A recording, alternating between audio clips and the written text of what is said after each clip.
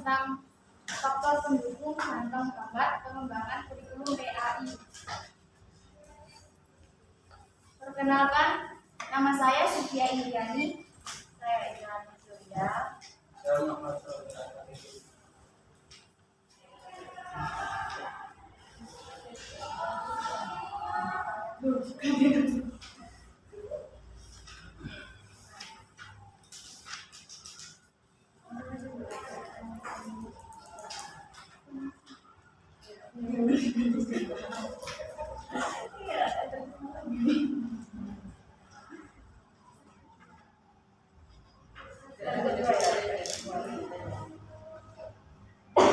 Sini saya akan menjelaskan tentang pengembangan kurikulum PAI.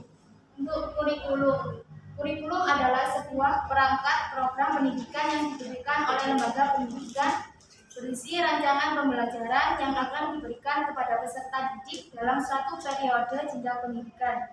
Sedangkan pengembangan kurikulum adalah proses perencanaan dan penyusunan yang dilakukan oleh pengembangan kurikulum untuk menghasilkan bahan ajar yang lebih baik untuk mencapai tujuan pembelajaran tersebut. Untuk pengembangan kurikulum PAI yaitu proses yang mengkaitkan suatu komponen dengan komponen lainnya yang menghasilkan kurikulum pendidikan agama.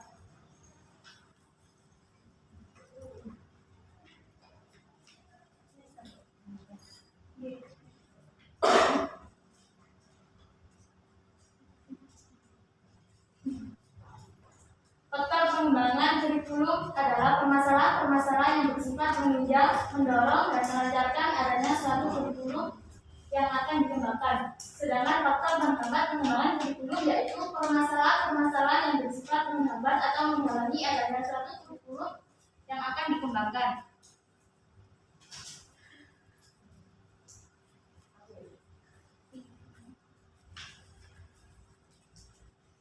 Ini merupakan faktor-faktor yang mempengaruhi pengembangan kurikulum. Yang pertama adalah filosofis, yang kedua adalah psikologis, yang ketiga sosial budaya, keempat politik, kelima pembangunan negara dan pengembangan dunia, dan yang keenam iptek.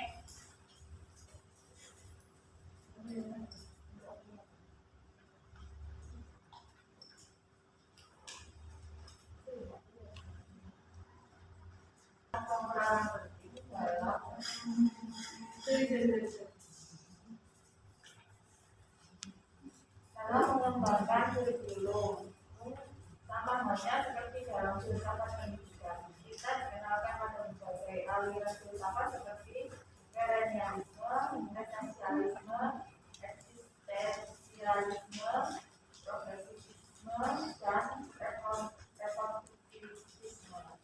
Dalam pengembangan kurikulum pun senantiasa berpijak pada aliran-aliran filsafat tertentu sehingga akan mewarnai berbagai konsep dan implementasi kurikulum yang dikembangkan.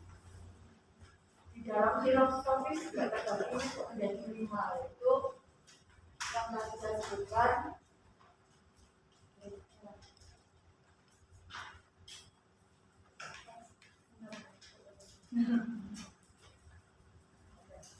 perennialisme lebih menekankan pada keabadian, keidealan, dan keindahan daripada warisan budaya dan dampak sosial tertentu.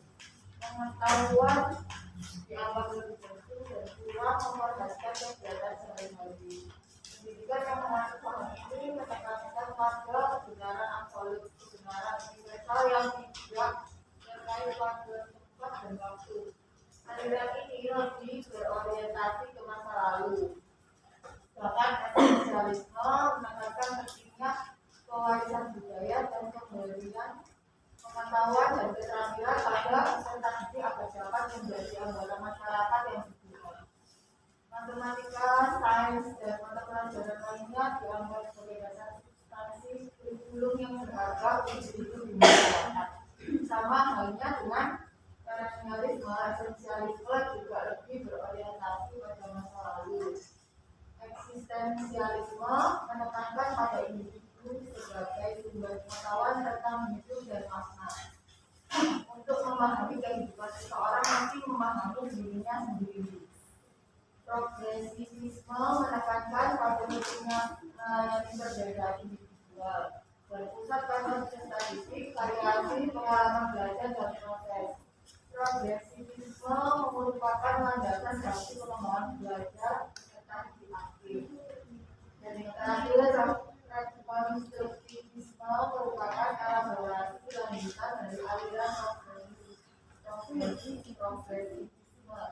Pada rekonstruktivisme, peradaban manusia masa depan sangat ditekankan di samping menekankan tentang perbedaan individual seperti pada progresivisme.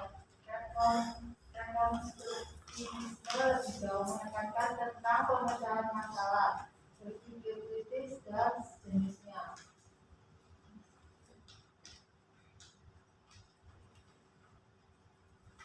Selanjutnya psikologi menjadi dua, yaitu psikologi perkembangan dan psikologi belajar. Psikologi perkembangan merupakan ilmu yang mempelajari tentang perilaku individu berkenaan dengan perkembangannya. Dalam psikologi perkembangan dikaji tentang hakikat perkembangan, tentang perkembangan, aspek-aspek perkembangan, tugas-tugas individu serta hal-hal lainnya yang berhubungan perkembangan individu, yang semuanya dapat dibelajar sebagai bahan perkembangan dan mendasari pengembangan kurikulum. Sedangkan psikologi belajar merupakan ilmu yang mempelajari tentang perilaku individu dalam konteks belajar. Psikologi belajar mengkaji tentang hakikat belajar dan teori belajar serta berbagai aspek perilaku individu lainnya dalam belajar, yang semuanya dapat belajar sebagai bahan.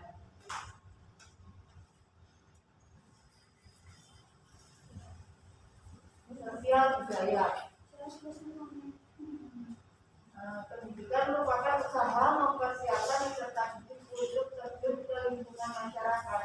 Lingkungan masyarakat dengan segala karakteristik dan kekayaan budaya menjadi landasan dan sekaligus acuan bagi pendidikan.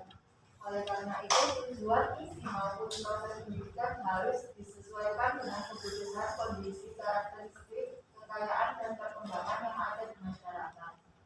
Dengan demikian, kurikulum yang dikembangkan sudah seharusnya mempertimbangkan, merespon dan melandaskan pada perkembangan sosial budaya dalam suatu masyarakat, baik dalam konteks lokal, nasional maupun global.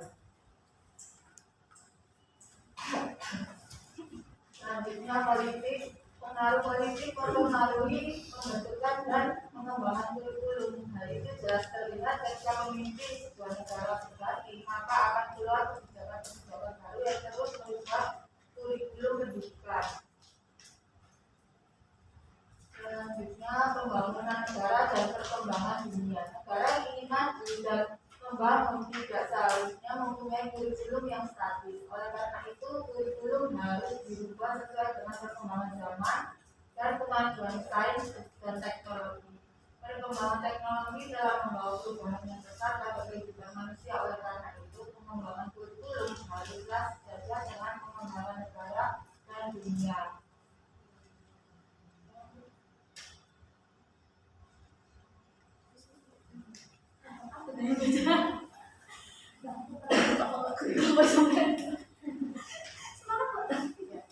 Selanjutnya, ilmu dan teknologi atau IPTEK.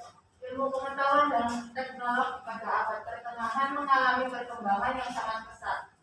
Berbagai penemuan teori-teori baru terus berlangsung hingga saat ini akan terus berkembang. Perkembangan dalam bidang ilmu pengetahuan dan teknologi, terutama dalam bidang transportasi dan komunikasi, telah mampu merubah tatanan kehidupan manusia. Oleh karena itu, kurikulum seyogyanya dapat mengakomodir dan mengantisipasi laju perkembangan ilmu pengetahuan dan teknologi, sehingga peserta didik dapat mengimbangi dan sekaligus mengembangkan ilmu pengetahuan dan teknologi untuk kemaslahatan dan kelangsungan hidup manusia.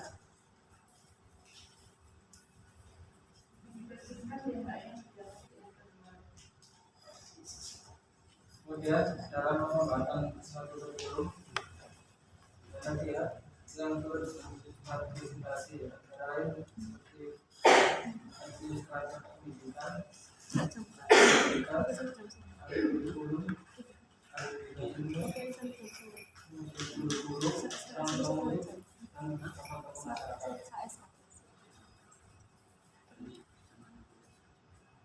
Faktor pendukung pengembangan kurikulum berbasis tradisi. Yang pertama adalah peserta didik. Pada peserta didik, pengembangan kurikulum disesuaikan dengan minat peserta didik sehingga pendesain bahan ajar atau materi dapat sesuai dengan kebutuhan secara sosial budaya. Pengembangan kurikulum disesuaikan dengan tuntutan masyarakat yang berbeda-beda sesuai dengan budaya atau agama tertentu. Kemudian di politik, pengembangan kurikulum harus sesuai dengan kebijakan-kebijakan yang telah ditetapkan pemerintah.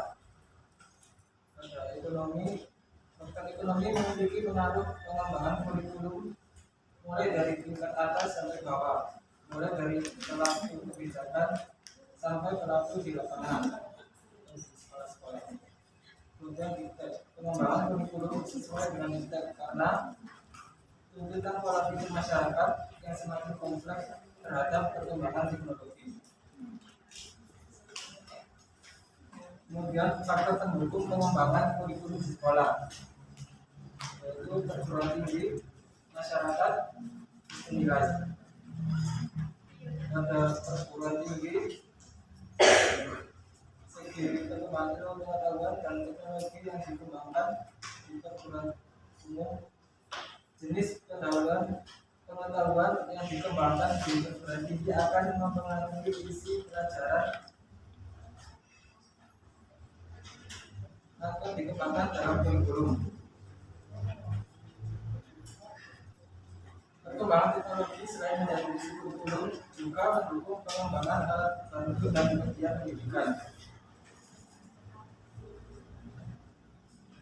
Kemudian pada masyarakat, isi kurikulum hendaknya mencerminkan kondisi masyarakat, penggunanya, serta upaya memenuhi kebutuhan dan tuntutan mereka. Kemudian pada sistem nilai, dalam masyarakat juga terdapat aspek-aspek sosial, ekonomi, politik, fisik, estetika, etika, religius, dan sebagainya. Aspek tersebut sering juga mengandung nilai-nilai yang berbeda. Sekolah sebagai lembaga masyarakat juga bertanggung jawab dalam pemeliharaan dan pewarisan nilai-nilai positif yang tumbuh di masyarakat.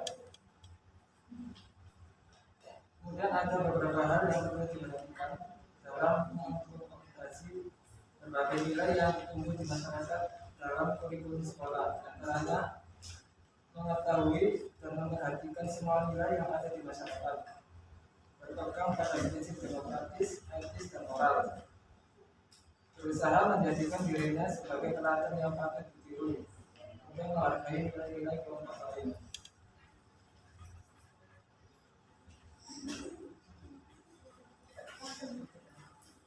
Kemudian faktor penghambat pengembangan kurikulum.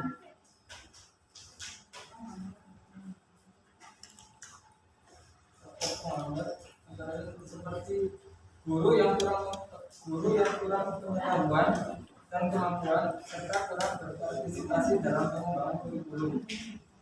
Kemudian masyarakat yang kurang mendukung baik dari pembiayaan maupun pengaruh terhadap sistem pendidikan atau kurikulum yang sedang berjalan. Kemudian terbatasnya dana untuk mendukung pengembangan kurikulum. Kemudian kurikulum yang tidak sesuai karena keterbatasan waktu. Terbatasnya sarana dan prasarana. Ketidaksinambungan antara pendidik yang ada di lapangan dengan pendidikan yang memberikan kebijakan. Yang terakhir, pengawasan guru yang lemah menyebabkan tingkat kedisiplinan menjadi rendah. Sekian presentasi dari kelompok kami. Mohon maaf bila ada salah kata. Kurang lebihnya, Assalamualaikum warahmatullahi wabarakatuh. Waalaikumsalam warahmatullahi wabarakatuh. Oke, silakan kita analisa tentang kurikulum, utamanya kurikulum PAI saat ini. Ya. Kalau misalkan kita melihat kurikulum secara global, ya, untuk PAI bagaimana saat ini di masa ini, apa yang perlu diubah? Saat ini kan memakai kurikulum 14 ya. Sistemnya itu tematik. Jadi untuk menjelaskan secara detail itu kurang, waktunya juga kurang. Jadi Ya, lebih spesifik lagi terkait pandemi. Nah, saya underline sekarang terkait pandemi saat ini. Kira-kira pada sisi apanya kurikulum yang harus diubah? Kurikulum itu kan ada beberapa ya. Memuat apa saja sih di dalamnya? Ada? mulai berjawab. Ya? Kalau seandainya bertanya tentang kurikulum 13 yang ketika dipakai pada saat pandemi, itu menurut saya sangat kurang ketika pada pelaksanaannya saja masih saja belum menjadi pusat perhatian para siswa. Dan hanya ada kelompok-kelompok kecil sebagai pembantu dan itu sebagai aliansi untuk K13. Namun pada saat pandemi ini, kalau kita mengacu pada K13 pada zaman saya dan juga pada zaman adik kelas saya atau pada zaman sekarang, ketika kita menggunakan kayak kelompok diskusi dan lain sebagainya, itu mungkin akan lebih baik, tetapi ada banyak buku ini akan semakin banyak banyak dalam penilaian sisi atau psikologi belajarnya, ada penilaian humanistik dan lain sebagainya. Mohon maaf, penilaian secara ini anaknya beneran ngerjain sendiri atau gimana, jadi ada kebingungan antara itu ketika saat pandemi ini. Jadi penilaian untuk guru dan juga pada pelaksanaan kurikulum 13 ketika pandemi masih sangat kurang menurut saya. Jadi ketika pemerintah ada kurikulum darurat COVID-19 itu masih bahkan adanya penurunan dalam penilaian siswa. Ya. Dalam kurikulum itu esensinya kan ada beberapa unsur ya. Selain materi ada tentang bagaimana metodenya, gitu kan? Bagaimana nanti waktu yang dibutuhkan dan sebagainya. Jadi capaiannya itu sesuai dengan apa yang mendukung dari materi.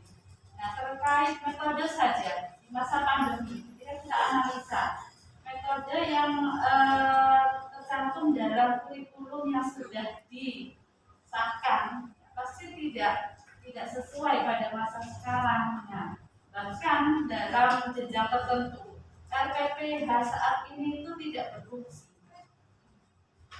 Ya, bahkan dalam sebuah akreditasi jenjang tertentu, ya, LPPM itu bisa berfungsi sebagai LPPH. Kenapa? Karena memang pelaksanaannya tidak sesuai dengan apa yang telah disampaikan dalam pembelajaran hariannya. Kita tidak bisa menghasilkan satu waktu seperti inilah misalkan ya jenjang perguruan tinggi. Kita tidak bisa kan melaksanakan setiap dari perkuliahan shifting satu yang kedua harus 50%. Itu juga dengan nanti kurikulum tingkat dasar. Insya Allah di awal-awal tahun ajaran baru akan dicoba juga dengan strategi pembelajaran shifting dengan sesuai kuota. Jadi sesuai kuota, sesuai luas kelas, tidak bisa 25, 30 lagi, asalkan 40, tapi misalnya hanya sekitar 5 anak, 10 anak, sesuai dengan luas kelas. Seperti itu akhirnya akan menghambat dari pencapaian materi dalam kurikulum itu. Nah, harusnya memang ada kurikulum darurat, ya isi darurat sesuai dengan kondisi seperti itu. Tapi memang tidak bisa disamakan kurikulum itu. Nah, ada baiknya dari pemegang kebijakan di sekolah tertentu itu akan membuat kebijakan sendiri terkait lembaganya. Karena apa? Kondisi masing-masing di sekolah tidak sama. Bisa jadi di sekolah luar tidak terpengaruh pandemi, tidak terlalu seperti di sini. Nah, ini kan beda. Nah, jadi solusinya untuk masa sekarang bisa ya memang kebijakan di lembaga itu membuat rencana sendiri terkait kurikulum yang sedang digunakan. saya yakin ya, apalagi kalau tematik itu kan harus bisa menjabarkan sesuai dengan tema tertentu. Bahkan mata pelajaran satu dan mata pelajaran yang lainnya kan saling berkaitan, ya kan? Kita harus bisa menarik benang merah, yaitu nanti temanya sama. Misalkan temanya tentang rumah, ya, rumah, misalkan keluargaku ya ada rumah. Matematika nanti yang muncul juga bangun-bangun yang berhubungan dengan rumah, segitiga, lingkaran, persegi. Untuk yang pelajaran waktu yang lalu itu yang masih bukan tematik ya, itu masih ada rusuk, tabung. Sekarang tidak bisa seperti itu. Jadi hanya bawa-bawa termudah. Dalam kondisi seperti ini apa bisa dengan kondisi di rumah kita menaikkan pembelajaran dengan satu tema. Nah, kemudian bagaimana peran guru? Satu, memberikan tutorial melalui ini video diberikan ke anak-anak. Kemudian anak-anak di rumah, peran serta orang tua. Jadi strateginya dirubah dalam masa pandemi. Orang tua menjadi pengganti dari guru. Yang dulu hanya sebagai pendamping belajar di rumah ketika dia kembali ke rumah dari sekolah, tapi sekarang hampir 85% dibebankan kepada orang tua karena waktunya banyak di rumah. Bisa sekarang di lembaga-lembaga itu sudah punya rencana sendiri tentang kurikulum yang digunakan, karena tidak sama. Bahkan kuantitas siswa ada sekolah tertentu yang ruangannya kecil. Nah, itu kan akhirnya merubah bagaimana waktu pembelajarannya, bagaimana jumlah siswa dalam pembelajaran, materi apa saja nanti yang di-shifting akan berbeda. Ya. Oke, seperti itu gambarannya. Jadi kalau kita tarik dalam kondisi real sekarang, jadi kurikulum kita ini masih perlu diolah lagi ya. Ya, utamanya PAI. PAI adalah kurikulum yang syarat akan nilai-nilai keislaman. Bagaimana kita mengembangkan nilai-nilai itu jika kita tidak bisa menyampaikan materi secara maksimal, tidak bisa terinternalisasi, bahkan evaluasi dari kurikulum PAI sampai saat ini adalah hanya sebagai formalitas dari materi. Ya, untuk pengembangan kepribadian, jadi nilai-nilai internalisasi melalui karakter itu belum bisa maksimal, apalagi masa pandemi. Ya kan, tanggung jawab, kemandirian, apalagi kemandirian kan bukan hanya karakter umum, ya, itu juga karakter keislaman kan. Kemandirian kita coba, ada seorang guru berikan tugas ke siswanya. Ternyata anak minta bantuan orang tua. Jika orang tua tidak konsisten dengan nilai-nilai keislaman, nilai-nilai karakter yang ditanamkan dari guru ya, dan orang tua harusnya menindaklanjuti itu, menyambung, ya, bersinergi. Ya akhirnya los karakter anak dia tidak ada. Biasanya orang tua tidak tega. Ini loh jawabannya salah, saya bantu ya. Ya itu biasanya ada di jenjang dasar atau yang bawah TK, SD seperti itu. Kalau orang tuanya tidak sadar, atau bahkan kakak-kakaknya ini yang kurang sadar membantu adiknya, jangan ya, biarkan nilai itu murni dari kemampuan siswa sendiri, sehingga karakter dari kemandirian itu sangat-sangat terinternalisasi dalam diri siswa. Itu sangat susah pemilihan tentang karakter. Akhirnya sebetulnya kurikulum itu kan pasti diselipi dengan nilai karakter kan. Sekarang di indikator manapun kan ada, tapi saat ini pengukurannya sangat susah ya. Oke, lanjut, bisa dibuat sharing atau ada yang barangkali mau sharing tentang pengalamannya mengajar apa, ada yang sudah mengajar di lembaga pendidikan jenjang terserah. Untuk menanggapi yang tadi diceritakan terkait hal tersebut, itu juga terjadi di beberapa kali saat saya membeli sesuatu, saya membeli seorang ibu bukan membantu, bukan mengajarkan, tapi malah mengerjakan. Bukan, jadi terkait anaknya malah dikerjakan sama ibunya. Tetapi ada beberapa hal juga ketika saat saya melihat situasi hal tersebut atau ketika saya melihat hal tersebut, ada juga anak yang gak dari ibunya. Tapi lebih banyak ibunya yang mengerjakan tugas dari sang anak. Iya, ya itu tergantung dari pengalaman ya.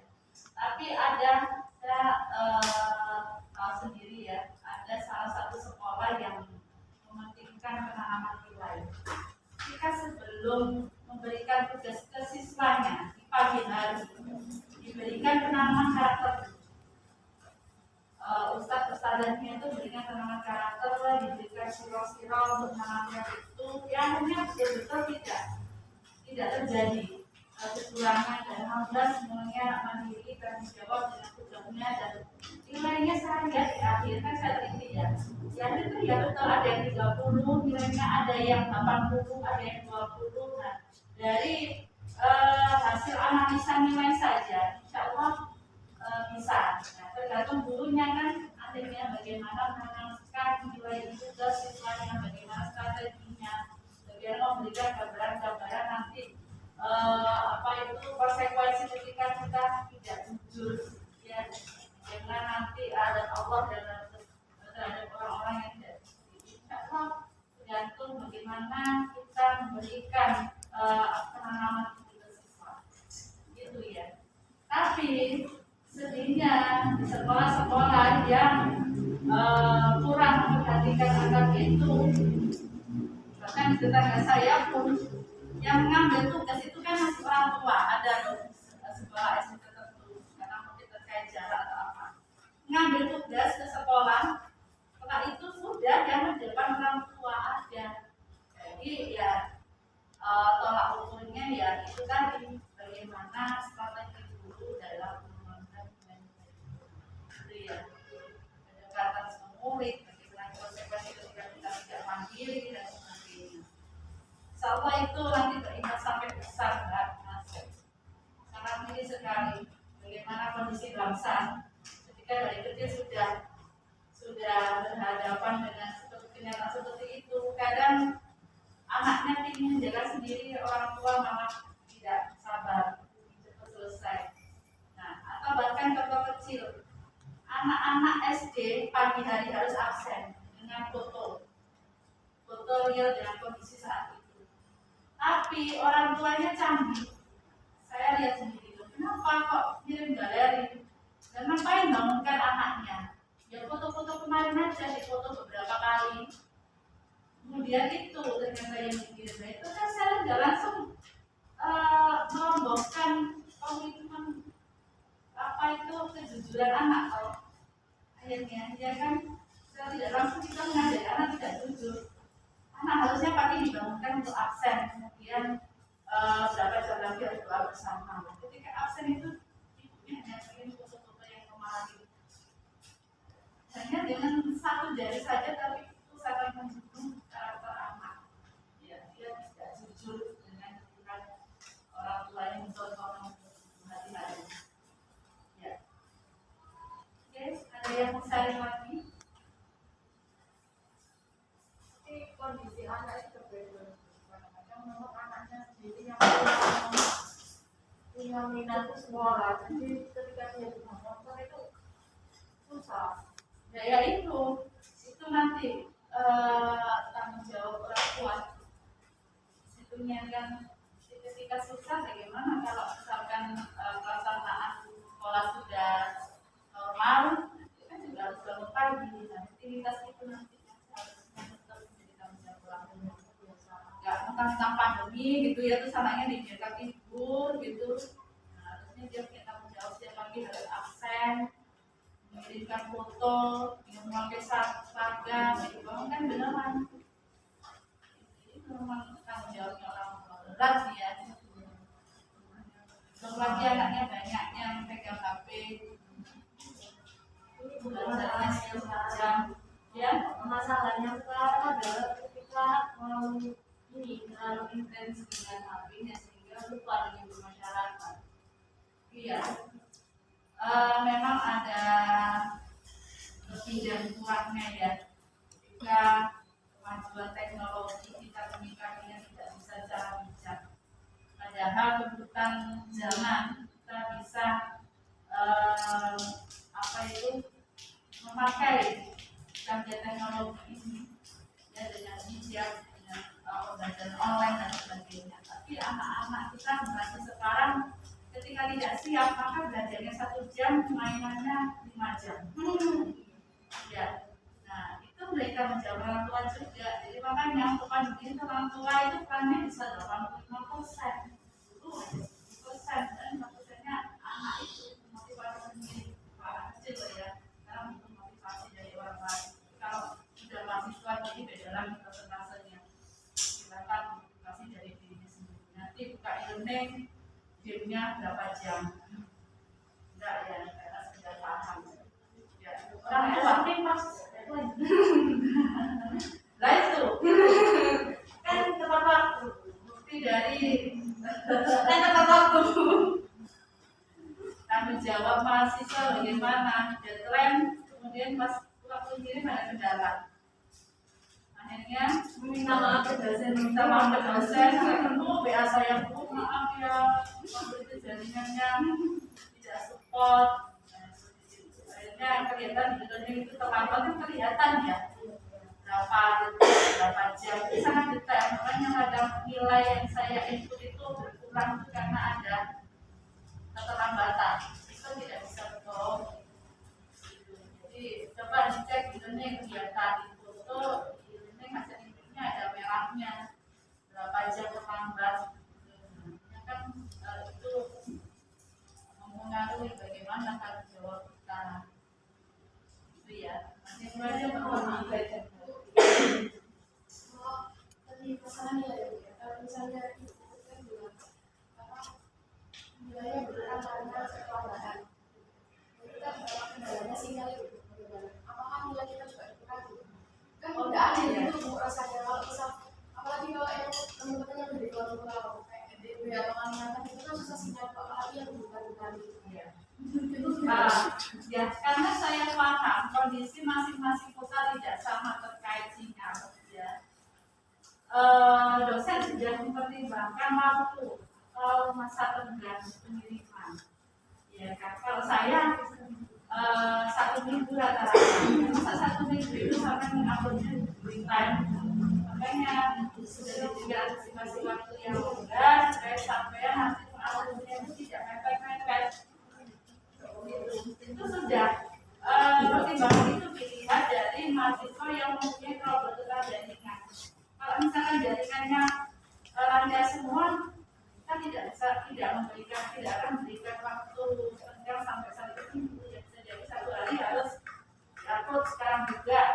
Tapi kita mempertimbangkan yang paling jauh, yang paling jelek jaringannya yang akhirnya diberikan waktu longgar 1 minggu. Tapi itu kalau ada dari dosen upload segera, tidak menunggu sampai pada akhir ya. Itu ya. Kalau saat UTS ya, UAS itu makanya disesuaikan dengan jamnya beliau dan jamnya beliau. Bisa protes. Saya tadi. Oh bukan. Kalau saya kan jangan sekalian juga protes sekalian saya mempertimbangkan mahasiswa yang harus punya kondisinya tidak membutuhkan lagi. Sebetulnya dari awal itu sudah saya himbau. Saya himbau ke dosen-dosen mengaku untuk tidak menggunakan kill time atau tidak memberikan waktu yang sangat sempit karena terkait kondisi atau wilayah masing-masing mahasiswa. Nah, tapi kalau toh masih ada satu dosen seperti itu, kami chat pribadi saja, mohon maaf terkait wilayah yang tidak mendukung ya sebenarnya, jadi kita maklumat sendiri. Insya Allah dimaklumi. Karena di awal saya sudah ketika bimbing dosen pengambil, saya sudah bilang bahwa kondisi mahasiswa kita tidak dalam satu kota yang sama atau dalam sinyal yang judulnya sama. pengembangan kurikulum. arah pengembangan kurikulum, tujuan, isi. Nah ini Bu, ini soalnya kemarin saya juga gitu Bu, saya diprotes sama teman saya Bu. Jadi saat itu Bu, ada satu dosen yang Ya kalau gimana Bu, kan